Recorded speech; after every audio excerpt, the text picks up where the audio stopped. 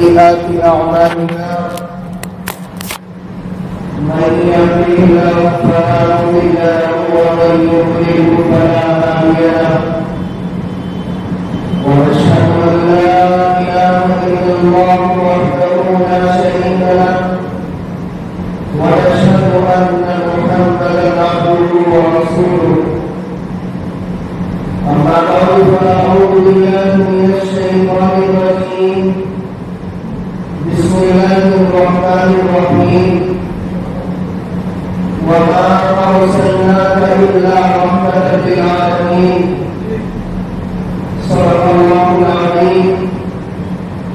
اللهم صل على سيدنا محمد وعلى آل سيدنا محمد وبارك وسلم محترم بزرگوں عزیز دوستوں عزیز ساتھیوں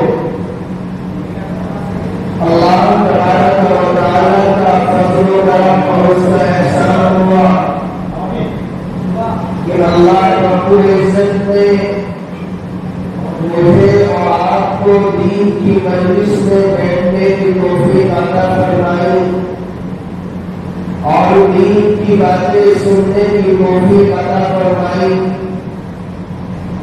عزیز دوستوں، اللہ تبارک و تعالی نے ہم سب کو اس دنیا کے اندر بھیجا اور بھیجنے کا مقصد بھی بیان کیا کہ انسانوں میں تمہیں دنیا کے اندر اس لیے بھیج رہا ہوں تاکہ تم میری عبادت کر سکو، میری بات مان سکو اور میری بات مان کر اپنی زندگی کو سنوار سکو۔ رب کریم قرآن کریم کے اندر ارشاد فرماتا ہے قُلْ أَنْبِئُوا مِنْهَا جَمِيعًا فَإِمَّا يَأْتِيَنَّكُم مِّنِّي هُدًى فَمَن تَبِعَ هُدَايَ فَلَا خَوْفٌ عَلَيْهِمْ وَلَا هُمْ يَحْزَنُونَ۔ حضرت آدم علیہ السلام کو جب اللہ تبارک و تعالی نے دنیا کے اندر بھیجا اور زمین پر اللہ تبارک و تعالی نے اتارا تو اللہ رب العزت حضرت آدم علیہ السلام سے یہ گویا ہوتا ہے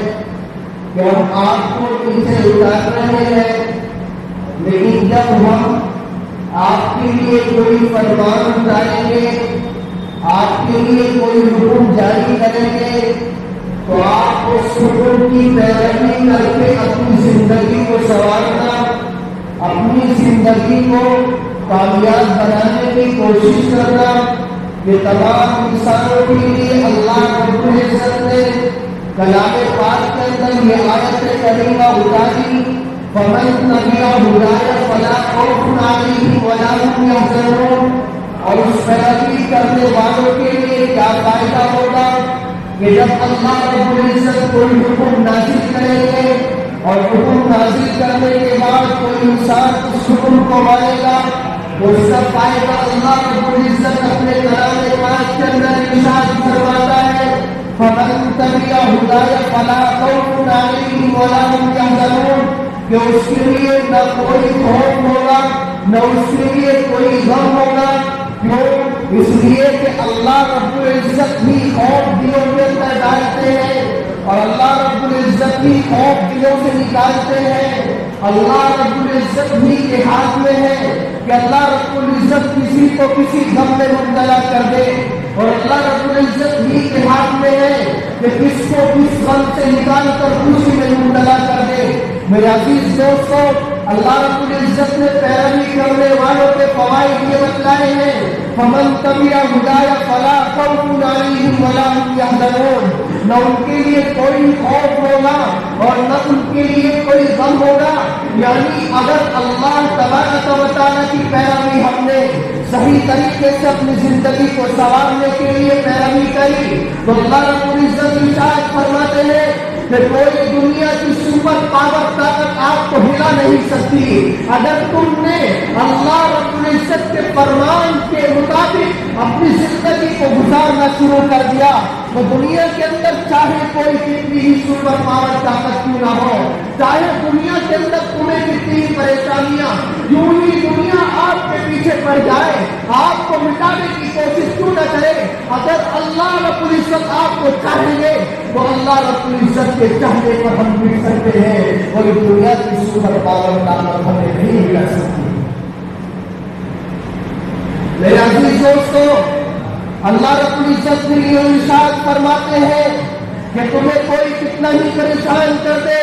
اگر میں کوئی غم دوں گا تو غم ہوگا، اور اگر میں کسی کو خوش رکھنا چاہوں گا تو دنیا کی کوئی کتنی ہی سپر پاور طاقت مسلمانوں کو حالات میں گھیر کر یہ ثابت کرنا چاہے کہ ہم سپر پاور طاقت ہے، ہمارے پاس طاقت ہے، ہمارے پاس پیسہ ہے، ہمارے پاس مال و دولت ہے، اور مال و دولت کے نشے میں ہم مسلمانوں کو پریشان کر دے، ہو ہی نہیں سکتا اگر اللہ تبارک و تعالیٰ نہ چاہے۔ فمن تقی خدای فلا خوف علیہم ولا هم یحزنون۔ میرے عزیز دوستو، اللہ رب العزت نے اپنے بندوں کو مخاطب کر کے پھر یوں کہا والذین کفروا وکذبوا بآیاتنا اولئک اصحاب النار هم فیہا خالدون۔ اگر تم نافرمانی کرو گے اور اگر تم اللہ تبارک و تعالیٰ کی نافرمانی کر کے اپنی زندگی کو گزارو گے تو تمہارا ٹھکانہ جہنمیوں کے ساتھ ہوگا، جنتیوں کے ساتھ نہیں ہوگا۔ اولئک اصحاب النار هم فیہا خالدون۔ دوزخیوں کی علامت کیا ہے اور جہنمیوں کی علامت اللہ رب العزت اپنے کلام پاک کے اندر ارشاد فرماتے ہیں، اور نبی صلی اللہ علیہ وسلم نے دوزخیوں کی علامت بیان کی ہے۔ دوزخیوں کی علامت میں سے سب سے بڑی علامت یہ ہے کہ جب اللہ رب العزت مسلمانوں کو بلائے گا، اللہ رب العزت جب مسلمانوں کو اذان کے ذریعے مسجدوں کے اندر بلائے گا تو مسلمان جو اپنے آپ کو نبی کا امتی کہتا ہوگا، جو اپنے آپ کو امت محمدیہ کہنے والا ہوگا، وہ مسجد کی طرف نہیں آئے گا، مسجد کی طرف بھٹکے گا نہیں، بلکہ اپنی زبانوں کی زینت بنے رہے گا۔ دوزخیوں کی علامت یہ ہے۔ میرے عزیز دوستو، آج اپنا جائزہ لے کر دیکھیں، آج اپنے ایمان کے اندر جھانکے، کیا ہم ایسے ہو گئے ہیں یا نہیں ہو گئے؟ کیا ہمارے اندر جہنم کی علامت نہیں پائی جا رہی ہے کہ ہم اذانوں کی آواز کو کانوں سے سنتے ہیں، ہماری کانوں میں 5 وقت کی اذان کی آواز آتی ہے، لیکن ہمیں توفیق نہیں ہوتی کہ ہم اپنی دکان کو چھوڑ کر مسجد کی طرف آ جائیں، ہمیں توفیق نہیں ہوتی کہ ہم مسجدوں کی طرف اپنے گھروں کی زینت کو بن کر اور اپنے گھروں کو چھوڑ کر مسجدوں کی زینت بنے۔ کیا ہم کبھی ایسا سوچنے پر مجبور ہوئے ہیں؟ ہاں، ایسا تو ہوا ہے کہ ہمارے اوپر کوئی پریشانی آ گئی تو ہم سوچنے پر مجبور ہو گئے کہ بھئی یہ پریشانی ہے اس لیے آ رہی ہے کہ اللہ رب العزت ہم سے ناراض ہے۔ یا ہم نے اپنی اچھی حالت میں کبھی سوچا ہے کہ ہم مسجدوں کی زینت بن جائے؟ اگر کوئی مسجدوں کے اندر اس وقت آ بھی رہا ہے تو وہ سکون حاصل کرنے کے لیے آ رہے ہیں کہ ہم مسجدوں کے اندر انورٹر بھی لگا ہوا ہے، مسجدوں کے اندر کولر بھی چالو ہے، ہم اپنی دکان پر گرمی میں بیٹھے ہوئے ہیں، جب ہم مسجدوں کے اندر کولر میں بیٹھیں گے، کولر میں لیٹیں گے، مسجدوں کے اندر پنکھے بھی چلے ہوئے ہیں، مسجد والوں نے کولر کا بھی انتظام کر رکھا ہے، چلو وہاں پر اچھا سکون ملے گا، چلیے مسجدوں کی زیارت کر رہے ہیں۔ کبھی ہم نے اللہ رب العزت کے لیے اپنے آپ کو خالی کر کے یہ سوچا ہے کہ ہم 10 منٹ صرف اس لیے بیٹھے کہ اللہ رب العزت ہمارے یہاں پر آنے کو قبول کر لے؟ کبھی ہم نے سوچا ہم نماز کے لیے ہی جاتے، کبھی ہم نے سوچ کر نماز کے لیے مسجد کے اندر پیر داخل کیا کہ ہم نماز اس لیے پڑھ رہے کہ اللہ رب العزت ہم سے خوش ہو جائے؟ کبھی نہیں آتا ہے دوستوں۔ میرے عزیز دوستوں، اللہ رب العزت کو استغفار کرے کہ گرمی جو اتنی خطرناک اور اتنی سخت گرمی ہو رہی ہے صرف ہمارے گناہوں کی بدولت ہے۔ ہماری گناہوں کی بدولت اتنی سخت گرمی ہمیں دیکھنی پڑ رہی ہے، ہمارے گناہوں کی بدولت اتنے برے حالات ہمارے اوپر آئے ہیں۔ میرے عزیز دوستوں، اللہ رب العزت سے دعا کرے کہ اللہ رب العزت ہم سب کو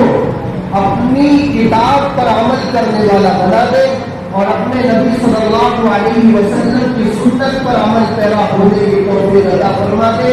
دنیا کی پیروی اگر ہم کریں گے تو اس کے اندر کامیابی نہیں ہے، بلکہ دین کی اگر پیروی کریں گے تو اس کے اندر کامیابی ہے۔ اللہ رب العزت سے دعا ہے کہ اللہ رب العزت ہم سب کو کہنے سے زیادہ سننے سے زیادہ عمل کی توفیق عطا فرمائے۔